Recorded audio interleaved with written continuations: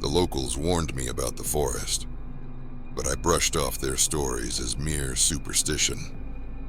Armed with my backpack and determination, I ventured into the dense woods.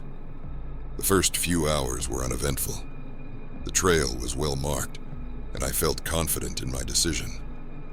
As the sun began to set, I noticed the woods growing eerily quiet. The usual chirping of birds and rustling of leaves ceased, replaced by an unsettling silence. I shrugged it off, attributing it to the approaching night. I set up camp near a small clearing, the last rays of sunlight casting long shadows through the trees. As I sat by the campfire, I heard a faint whispering. It was almost imperceptible, like a distant conversation carried by the wind. I strained to listen, but the whispers faded into the night. Curiosity got the better of me, and I decided to investigate. With my flashlight in hand, I ventured deeper into the forest, following the faint sound. The whispers grew louder, more distinct, and I could make out words, though their meaning eluded me. I stumbled upon an old, decrepit cabin, hidden among the trees. The whispers seemed to emanate from within. I hesitated at the entrance, my instincts screaming at me to turn back, but something compelled me to enter. The cabin was dark and cold, a stark contrast to the warm glow of my campfire. I scanned the room with my flashlight, revealing broken furniture and decaying walls. The whispers grew louder, more urgent, and I realized they were coming from beneath the floorboards. I found a trapdoor in the corner of the cabin, partially hidden under a tattered rug. With trembling hands, I pried it open, revealing a narrow staircase leading into the darkness. The whispers were now deafening, filling my mind with a cacophony of voices. I descended the stairs, my heart pounding in my chest. At the bottom, I found myself in a small, dimly lit chamber. The walls were covered in strange symbols, and in the center of the room stood an ancient stone altar. The whispers coalesced into a single, haunting voice that echoed through the chamber. "You shouldn't have come here."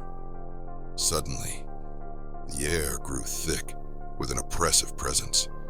I turned to flee, but the trapdoor slammed shut above me, trapping me in the chamber. Panic set in as the walls seemed to close in around me. The voice grew louder, more menacing. "You are now part of the forest." Desperation took over, and I clawed at the walls, searching for a way out. As my fingers brushed against one of the symbols, a blinding light filled the chamber. When the light faded, I found myself standing in the clearing where I had set up camp. The cabin was gone, replaced by an impenetrable thicket. I stumbled back to my tent, my mind reeling from the experience. As I packed up my gear and prepared to leave, I noticed something strange. My reflection in the mirror of my compass looked different. My eyes, once vibrant and full of life, were now dark and hollow, and a sinister smile played on my lips. I tried to scream, but no sound escaped my lips. The realization hit me like a punch to the gut. I was no longer myself. The forest had taken me, and I was now its prisoner, forever doomed to wander the whispering woods, whispering to unsuspecting hikers, luring them to the same fate. I couldn't leave the forest. Every attempt to find the trailhead or a way out led me back to the same clearing. Days turned into weeks as I roamed the woods, surviving on wild berries and stream water. The whispers in my mind grew louder, their voices merging into a constant, maddening hum. One day, I stumbled upon another hiker, a young woman with a determined look in her eyes. She was setting up camp in the same clearing where I had first set up mine. I wanted to warn her, to tell her to leave before it was too late. But the whispers took control. They compelled me to stay hidden and watch. As night fell, the whispers began again, luring the woman towards the same cabin I had discovered. She followed the voices, just as I had, and disappeared into the darkness. I wanted to save her, to break the cycle, but I was powerless against the force that controlled me. The next morning, I found the woman's abandoned camp. Her belongings were scattered, and her tent was torn as if by some unseen force. She was gone, another victim of the Whispering Woods. I realized then that I was not just a prisoner of the forest, but an unwilling accomplice in its dark game. The forest seemed to shift and change around me, the trees growing denser and the paths more convoluted. I felt a growing connection to the woods. One evening, I came across a journal left behind by another lost soul.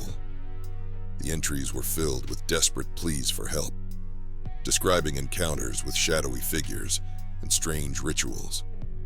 The final entry was chillingly familiar. "The forest has taken me. I am one with it now. If you find this, beware. The Whispering Woods claim all who enter." As I read the journal, a horrifying realization dawned on me. The forest was alive, a malevolent entity that fed on the souls of those who entered its domain. It ensnared them, twisted their minds, and turned them into instruments of its dark will. I knew I had to find a way to break free, to escape the forest's grasp before I lost myself completely. I remembered the symbols in the chamber beneath the cabin and decided to return there, hoping to find a clue or a way to reverse the curse. The journey back to the cabin was arduous, the forest fighting me every step of the way. The trees seemed to close in, their branches grasping at my clothes and skin. The whispers grew more frantic, urging me to turn back, but I pressed on. When I finally reached the cabin, it was even more decayed than before.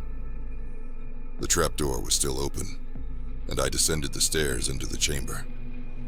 The symbols on the walls seemed to glow with an otherworldly light, pulsating with a life of their own.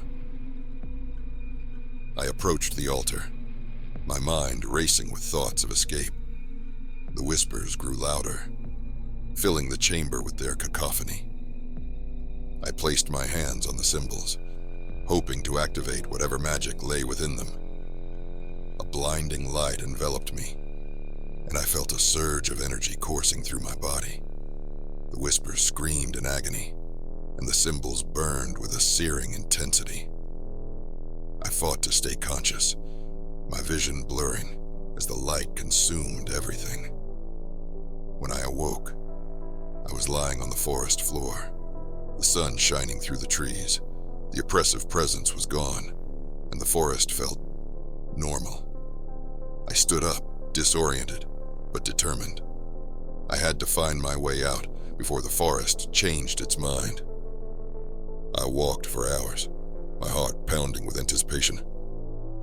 Finally, I stumbled upon the trailhead, the sight of civilization filling me with a sense of relief I had never known. I rushed out of the forest, vowing never to return.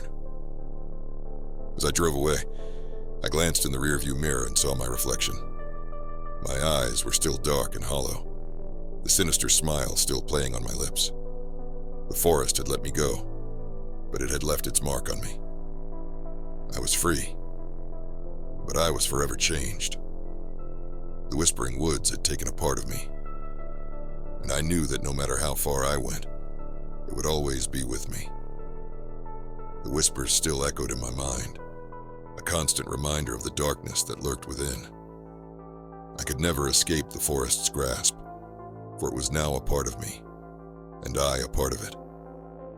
And so I wander, forever haunted by the memory of the Whispering Woods, whispering to those who will listen, hoping that my story will serve as a warning to others. Beware the Whispering Woods, for it claims all who enter, and once it has you, It will never let you go.